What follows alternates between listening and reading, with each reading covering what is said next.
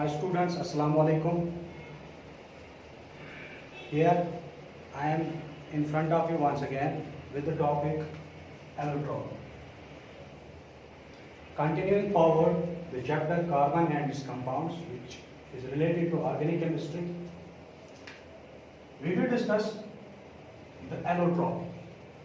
What is allotropy and what are the allotropes of carbon? This is very important topic regarding your exams. In the previous lecture, we discussed the versatile nature of carbon, and you must remember that the versatility of the carbon, it is due to 4 or 3 basic properties, that is tetravalency, the covalent nature of their bonds, and its catenation property. Now here, allotropy. What does allotropy mean? What is allotropy? Allotropy is the phenomenon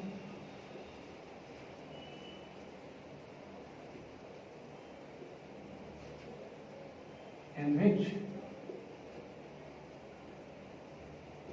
an element exists in more than one physical form.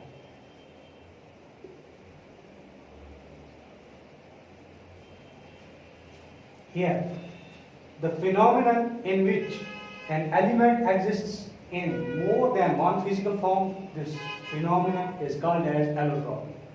Or when an element exists in more than one physical form, so we call this process or phenomenon as allotropy, and those substances which exists in more than one physical form, these elements, they are called as the allotropes.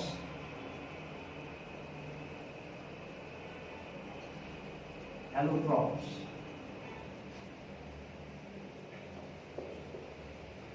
Allotropes are the elements with more than one physical form.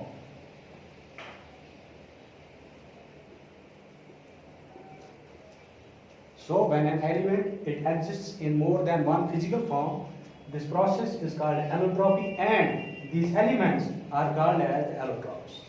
Similarly, the carbon, it also exists in more than one physical form, so we call these different physical forms as the allotropes of carbon. What are the different allotropes of carbon? There are basically 3 allotropes of carbon. Number first is diamond, number second is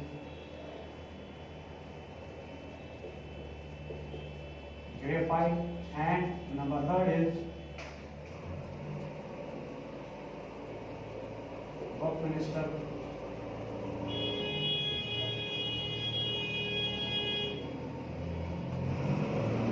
fullerenes. Diamond, graphite, and Buckminster fullerenes, these are the 3 different physical forms in which the carbon exists. So carbon exists in 3 different physical forms. These 3 different physical forms, they are called as the allotropes of carbon. What are these? Number first is diamond, number second is graphite, and number third is Buckminster fullerenes.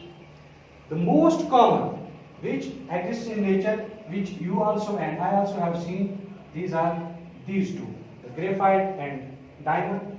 And Buckminster fullerenes, it has recently been discovered and it is not common. Now, what are these? The physical properties of these graphite and diamond and Buckminster fullerenes, we will discuss.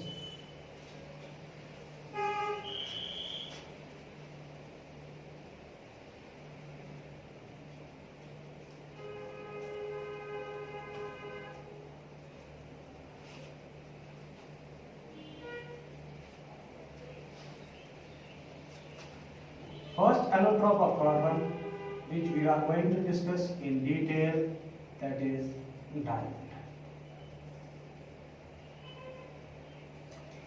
You must have seen the diamond. Now this diamond in our homes, the diamond is present in our homes in the form of jewelry. Now what are the various physical properties of diamond? Number first,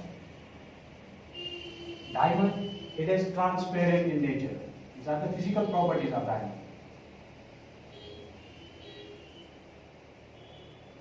Diamond is transparent in nature.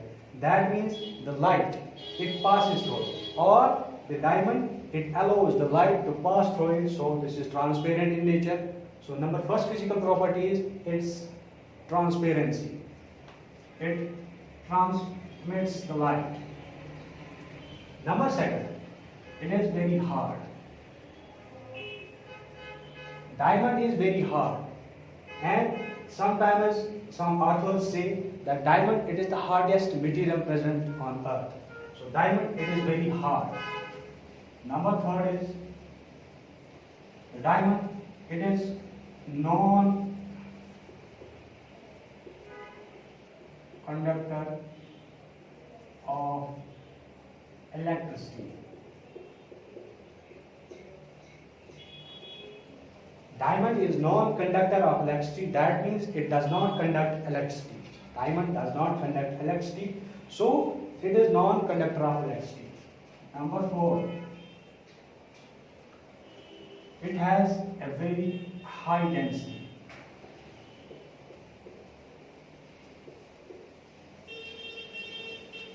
Diamond has a very high density. That means the particles of the diamond, they are very dense. Number 5 is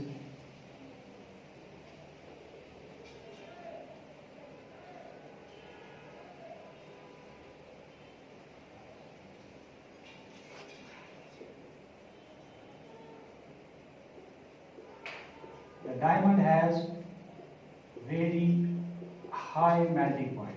It has a very high melting point, almost 3500 degrees Celsius. The melting point of diamond is very high, almost it is 3500 degrees Celsius. These are some of the physical properties of diamond. Now, how these different physical properties are related to its structure? Firstly, we will discuss what is the structure of this diamond. Then only we can say how these properties are related to its structure.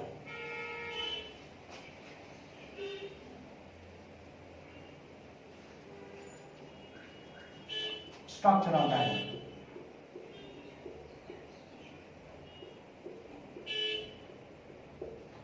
When we look at the structure of the diamond, this diamond, it is entirely made up of carbon.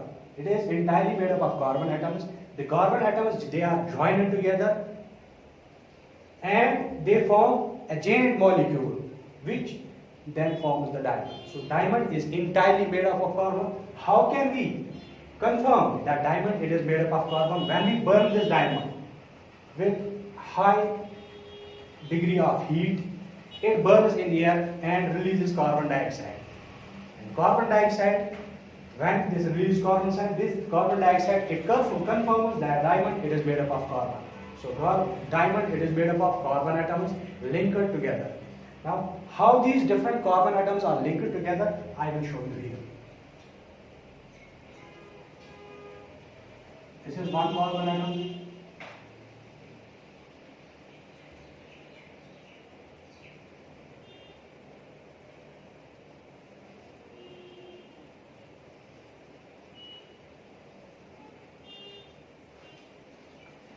In a diamond, each carbon atom, it is linked to 3 different carbon. These dot-like, consider these dot-like structures as carbon atoms. This is one carbon atom, this is another carbon atom, this is third, and this is fourth. These are 4 different carbon atoms present in the diamond. Each carbon atom, it is linked to 4 different carbon atoms, and this structure, it resembles to a regular tetrahedron.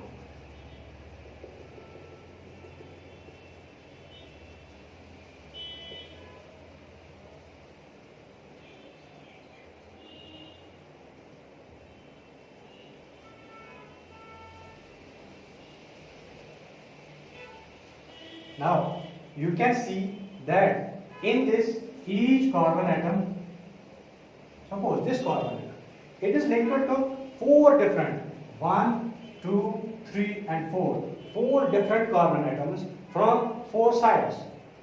And in the same way, this carbon atom, it will be linked to four different carbon atoms. This carbon atom, it will be linked to four different carbon atoms, and this carbon atom, it will be linked to four different carbon atoms. In this way, it forms a very giant molecule, very huge molecule. This is the basic structure of a diamond. So, you can see here that each carbon atom, it is linked to four different carbon atoms by the help of strong covalent bonds. Strong covalent bonds. So, in each carbon atom, there are four strong covalent bonds which make this diamond a very rigid structure. So, how can we explain the properties, physical properties of diamond related to its structure? You see, number first was that carbon, it is very hard in nature. Why is it hard? Because each carbon atom, it is linked to four different carbon atoms with strong covalent bonds. So, this is the reason of its strength. It is very hard. Why it is hard? Because the hardness of a substance, it depends upon the bonding of its molecule. The bonds here, they are strong covalent bonds, so it is very hard in nature. It has high density because each carbon atom, it is linked to four different carbon atoms, so they will come closer, which results in its high density. Number third, that this carbon, it is non-conductor of electricity. As I have discussed, that diamond is non-conductor of electricity. Why diamond is non-conductor of electricity? Because for the conduction of electricity, you must remember one thing. Only those substances conduct electricity which have free electrons or free charged particles. Those substances which have free charged particles or free electrons, only those substances they can conduct electricity. What does this free mean? Free mean which can move. When a charged particle is free to move, then only the substance, it can conduct electricity. But look here, each carbon atom, it is linked to four different carbon atoms, and each carbon atom has four valence electrons. These four valence electrons, they are used in making of four different covalent bonds. So there are no free electrons. There are no free electrons present in carbon. So this is the reason that it is non-conductor of electricity. It does not conduct electricity because it has no free electrons. Second one is, now the uses of diamond. What are the different uses of diamond? Where do we use this diamond? Number first use, it is used in cutting instruments.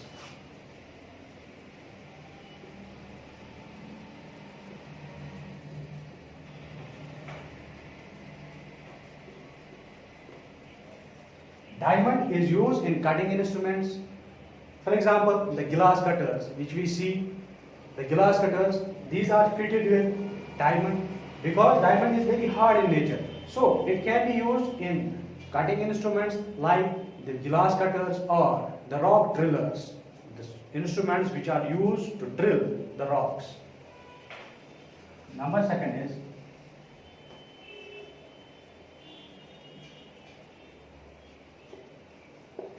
the diamond is used in jewelry.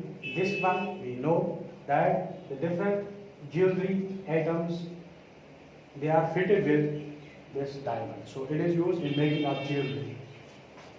Number third,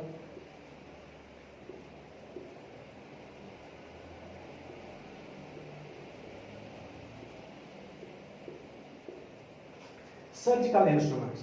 There are certain surgical instruments in which the diamond is used because this diamond, it has a very sharp edge. So these sharp edge, They are sometimes used by doctors. So it is used in making of surgical instruments, like the instruments which are used to remove the cataract, the disease of common disease of eyes. So these are some of the uses of diamond. Now second one is graphite.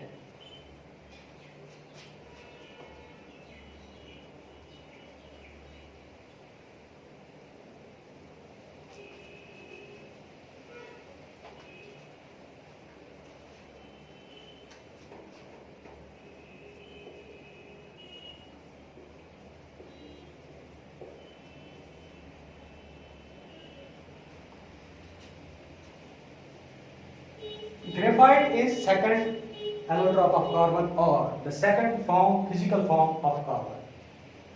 What is graphite? What are its physical properties? Number first, graphite is grayish black.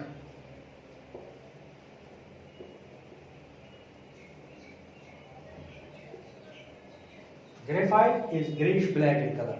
It is not transparent. Diamond is transparent, but graphite, it is another physical form. Although it is also made up of carbon, but it is the different physical form of carbon. It is grayish black in color. Number second, the graphite, it is entirely like the diamond. Graphite is also entirely made up of carbon. It is made up of only carbon atoms. How can we confirm? Similarly, when we burn this diamond, it produces carbon dioxide, which confirms that graphite is made up of carbon atoms. So first physical property, that diamond, it is grayish black in color. Number second, it is soft and slippery. Graphite is soft and slippery in touch. When we touch its surface, it is soft, while as the diamond, it is very hard in nature. Number third, the graphite, it conducts electricity.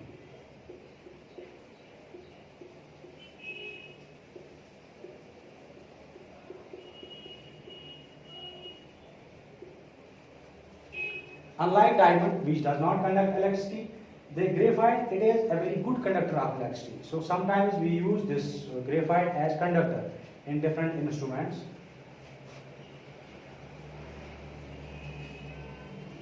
The density of carbon is low as compared to diamond. The density of graphite is low as compared to diamond. So these are some of the physical properties of this graphite. Now, what is the structure of graphite? I will draw here the structure of graphite.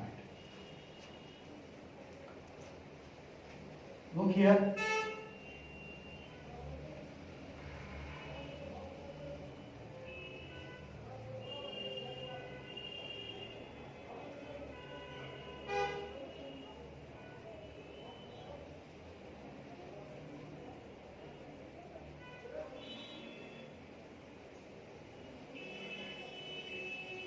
Consider these dots as the different carbon atoms.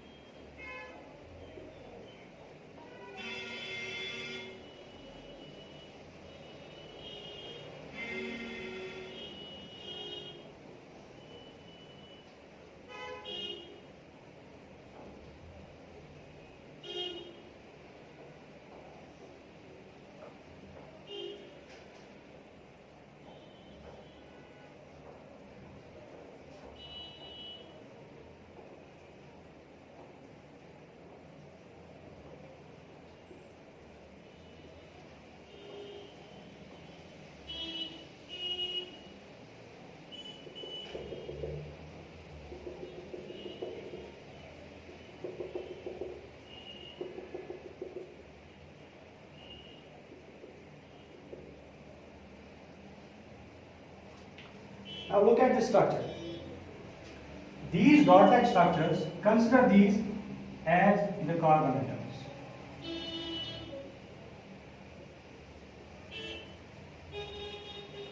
you can see here that each carbon atom in graphite, it is linked to 3 different carbon atoms by strong covalent bonds. These solid ions, they can be considered as their covalent bonds. Look here, this carbon.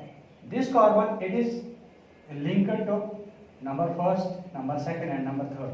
3 carbon atoms by strong covalent bonds, and the fourth carbon, it is linked to this carbon but not by covalent. These dotted structures, they do not represent the covalent bond. These represent the van der Waals bonds or van der Waals forces. So the fourth carbon or fourth electron, it is not bound strongly to the first carbon atom. So, and this structure, it resembles to a 6-sided figure which we call as hexagon. So, in graphite, the carbon atoms are linked in such a way that they form the regular hexagons. And in a hexagon, each carbon atom is linked to 3 different carbon atoms by strong covalent bonds, and the fourth one is linked to it by van der Waals forces, and in this way they form the sheet-like structures. This is one sheet, this is another, there will be another. So the carbon, in carbon, the different atoms, layers of atoms, they are formed in the form of sheets, and these sheets, they are interlinked but by van der Waals forces, not by strong covalent bonds. So this is the reason of its softness. As I have discussed earlier, that graphite, it is soft in nature, it is not hard like diamond, because the fourth one, there are sheet-like structures, and these sheets, they can easily slide over each other. Another property, physical property of this graphite was its conductance. That is, it conducts the electricity. Why? Here we can explain. The 3 carbon atoms, the 3 electrons, they are used up in making of 3 covalent bonds, but the fourth one, it is free. This one, 4, because the valency of carbon is 4. Now the fourth electron, it is free to move. So this is the reason for its conductance. As discussed earlier, those substances only can conduct electricity which have free electrons. Now here, the graphite, it has free electron, fourth one, so it can conduct electricity. Uses of graphite. Where is graphite used? What are the different uses of graphite? Number first use, it is used as conductor. Graphite is used as a conductor in different types of instruments. For example, the dry cells. You have seen a dry cell, or which we call as battery. The dry cell, it consists an electrode. That electrode is made up of the graphite.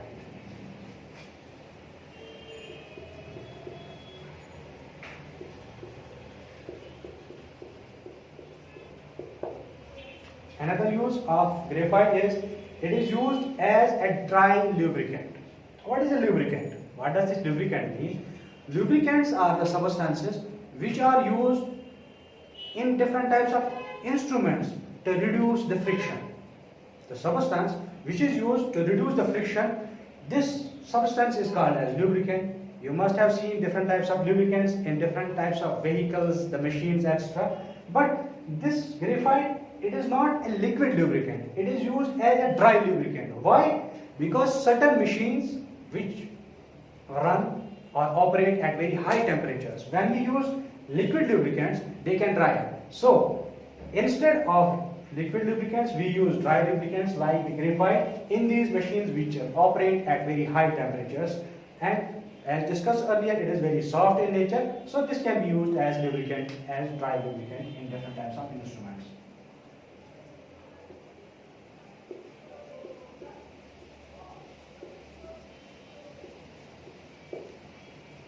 Third use of graphite is it is used in pencil leads.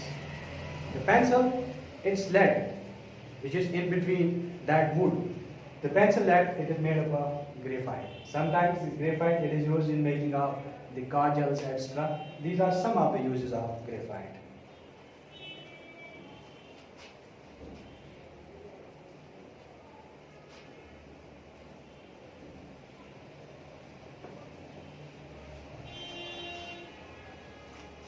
third allotrope or physical form of carbon is Buckminster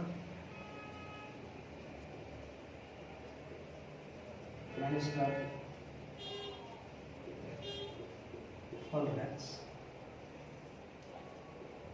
This Buckminster fullerenes, it seems an unusual name. How does this Buckminster fullerenes, where does it get its name? There was a famous architect, his name was Fuller. He designed certain domes and conference halls in international convention complexes. The domes of these conference halls, they resembled to the structure of this third allotrope of carbon. So it was named as Buckminster fullerenes after the famous architect Fuller. So Buckminster fullerenes, it is third allotrope of carbon. Compared to graphite and diamond, Buckminster fullerenes, it is a small molecule. The graphite and the diamond, these are very giant molecules. Thousands of carbon atoms are linked together, but here it is a very small molecule of only 60 carbon atoms. 60 carbon atoms. So, in Buckminster fullerenes, there are only 60 carbon atoms. Only 60 carbon atoms are present in Buckminster fullerenes, so it is a very small molecule. These 60 carbon atoms, they are interlinked together in the form of pentagons and hexagons, resulting in the formation of a spherical molecule like a football. So the structure of Buckminster fullerenes, it is spherical in nature. It is like a football. You must have seen a football. The football, it consists of the network of hexagons and the network of pentagons.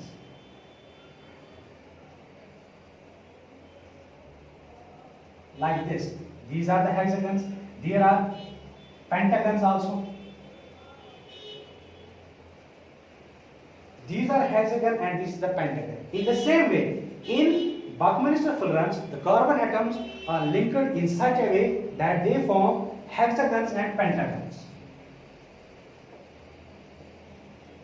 Hexagons are 6-sided figures and pentagons are 5-sided figures.